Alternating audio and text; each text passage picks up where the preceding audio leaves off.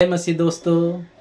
मसीह यीशु में आपका दोस्त, आपका भाई आज परमेश्वर के वचन के साथ। दोस्तों, आज परमेश्वर का जो वचन मैं आप लोगों के साथ बांटना चाहता हूँ वो है दूसरा तीमुथियो अध्याय 3 पद 1 से 5 पद। परमेश्वर का ये वचन यहाँ पर कहता है, पर ये स्मरण रख कि अंतिम दिनों में कठिन समय आएंगे, क्योंकि मनुष्य स्वार्थी, लोभी, डींगमार, अभिमानी, निंदक, माता पिता की आज्ञा टालने वाले, कृतज्ञ, अपवित्र, दया रहित, क्षमा रहित, दोष लगाने वाले, असंयमी, कठोर, भले के बैरी, विश्वासघाती, ढीठ, घमंडी और परमेश्वर के नहीं वरन सुख विलास ही के चाहने वाले होंगे। वे भक्ति का वेश तो धरेंगे पर उसकी शक्ति को ना मानेंगे। ऐसों से परे रहना। जी हाँ दोस्तों, परमेश्वर के इस वचन से जिस विषय को मैं आज आप लोगों के साथ बांटना चाहता हूँ वो है पद 5 से, कि आज के इस समय में लोग परमेश्वर की शक्ति को नहीं मानेंगे। बहुत से लोग हैं जो दूसरी चीज़ों, मशीनों पर, बहुत सी चीज़ों पर वे लोग मशीनों की शक्ति को मानते हैं, पर वे परमेश्वर की शक्ति को नहीं मानने वाले होंगे। और यही वो स्थान है जहाँ पर शैतान लोगों के जीवन से कुछ चुरा लेते हैं। जी हाँ दोस्तों, जब आप किसी के सामर्थ्य पर आप विश्वास नहीं मानेंगे तो आपके साथ ऐसा क्या होता है जो आपके जीवन से चोरी होता है। आइए हम देखते हैं परमेश्वर के वचन, नीति वचन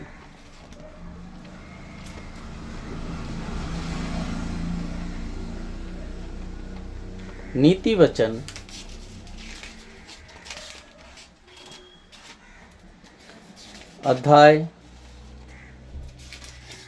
3 के पद 5 से मैं पढ़ता हूँ, आप सुनिए। यहाँ पर लिखा है, तू अपनी समझ का सहारा ना लेना। यह परमेश्वर कह रहा है, तू अपनी समझ का सहारा ना लेना, वरन संपूर्ण मन से यहोवा पर भरोसा रखना, उसी को स्मरण करके सब काम करना, तब वो तेरे लिए सीधा मार्ग निकालेगा।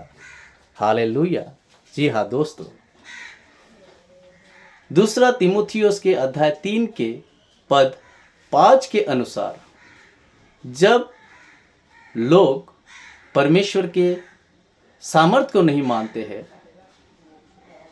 तो वही लोग परमेश्वर पर भरोसा नहीं कर पाते हैं।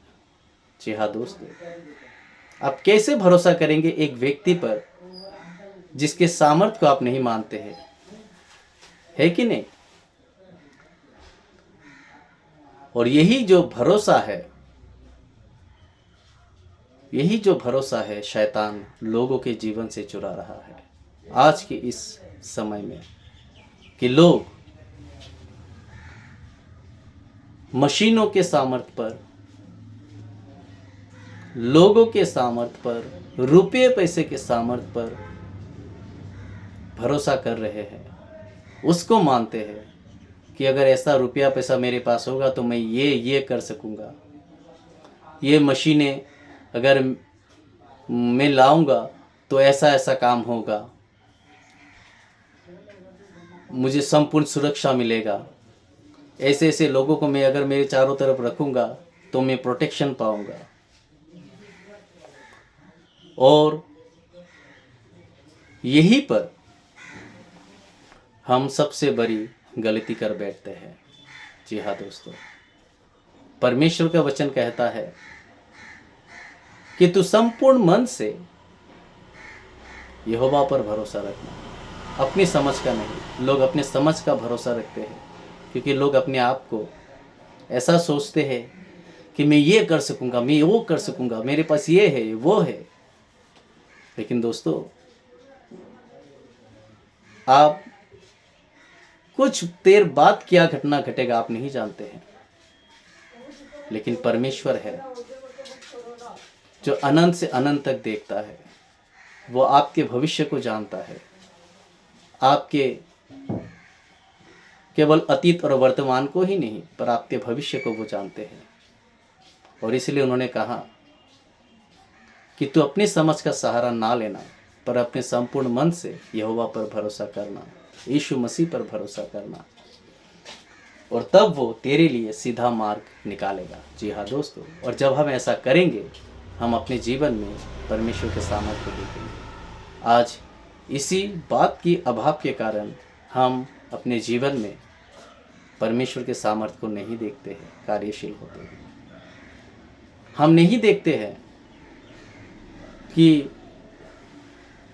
बीमार से लोग चंगे होते हुए लाखों करोड़ों डॉक्टरों के पास जाकर खर्चा करते हैं, फिर भी वे बच नहीं सकते। मैं डॉक्टर को दोष नहीं देता हूँ, वे परमेश्वर की ओर से मनुष्य जाति के लिए एक वरदान है।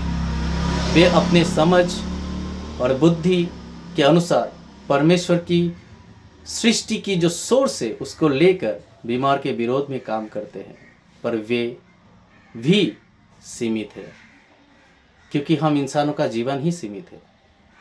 लेकिन एक परमेश्वर है जो सर्वशक्तिमान है, उसके लिए कुछ भी असंभव नहीं है। जिसने स्वर्ग और पृथ्वी और समुद्र और उसमें के हर एक चीज़ों को बनाया है। इसलिए परमेश्वर का वचन कहता है कि वही परमेश्वर हमें जीवन और श्वास और हर एक चीज़ें देता है, सबको देता है, क्योंकि वो सर्वसामर्थी है, उनके सामर्थ्य के अभाव नहीं है। पर फिर भी क्यों आज के इस समय में हम उस परमेश्वर पर भरोसा नहीं कर पाते हैं, उनकी सामर्थ्य पर भरोसा कर नहीं पाते हैं? क्योंकि हम उनके प्रेम को नहीं जानते, क्योंकि हम नहीं जानते हैं कि हमारे प्रति उनका क्या रवैया है, कि वो हमारे बारे में वो क्या सोचते हैं, हम नहीं जानते। लेकिन परमेश्वर का वचन जो मैं आज आपको कहने वाला हूँ, आप उसको ध्यान से सुनिए। परमेश्वर का वचन रोमियो की पुस्तक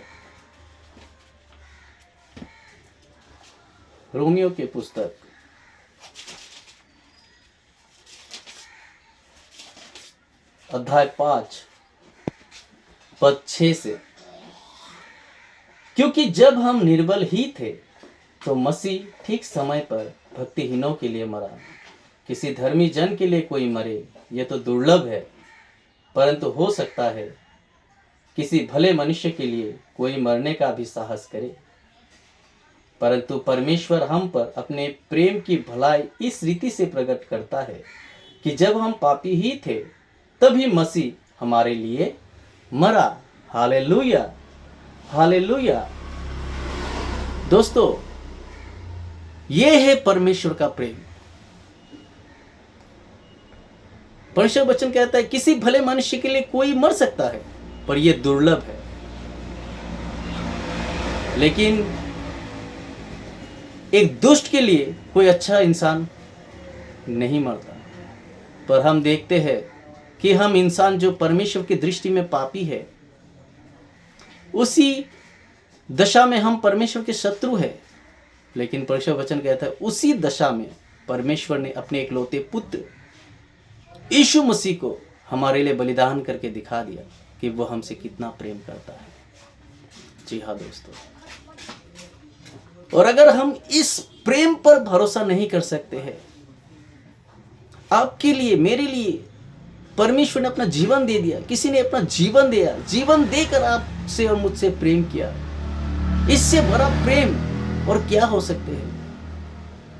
दोस्तों, अगर हम इस प्रेम पर, परमेश्वर की इस प्रेम पर भरोसा नहीं कर सकते हैं, तो हम कहाँ भरोसा करेंगे? कहाँ है हमारे लिए ऐसा प्रेम? तो दोस्तों, अगर आप अपने जीवन में परमेश्वर की सामर्थ्य को देखना चाहते हैं, अगर आप चाहते हैं कि परमेश्वर के सामर्थ्य से आप चंगे हो जाए। परमेश्वर के सामर्थ्य को अपने जीवन में, अपने परिवार में, अपने बिजनेस में, अपने फाइनेंस में अगर आप कार्य करते हुए देखना चाहते हैं, जो किसी भी सामर्थ्य से महान है, जिस सामर्थ्य से उसने इस पृथ्वी को शून्य में रखा है, जिस सामर्थ्य से उसने स्वर्ग, पृथ्वी, समुद्र और उसमें के हर एक चीजों को बनाया है, और जिस सामर्थ्य से वो हमें जीवन और श्वास और हर एक चीजें देती है, जिस सामर्थ्य के द्वारा सब कुछ है, हम परमेश्वर की उस सामर्थ्य को हमारे जीवन में, परिवारों में, शरीरों में, वर्तमान में, भविष्य में, हमारे जीवन के हर एक स्थानों में हम कार्य करते हुए देखेंगे, जो सबसे महान है दोस्तों। और वो है परमेश्वर के प्रेम पर आप भरोसा रखें। और एक व्यक्ति जो परमेश्वर के प्रेम पर भरोसा रखते हैं, वो कभी भी परमेश्वर के बिना जीवन जीना नहीं चाहते हैं। और इसका ये चिन्ह है कि वो व्यक्ति परमेश्वर के प्रेम पर भरोसा रखते हैं, वो रोज परमेश्वर के वचन को पढ़ते और सुनते हैं और परमेश्वर के वचन के अनुसार जीवन व्यतीत करते हैं। जो वचन हम भजन संहिता अध्याय 34 में देखते हैं, भजन संहिता अध्याय 34 में देखते हैं,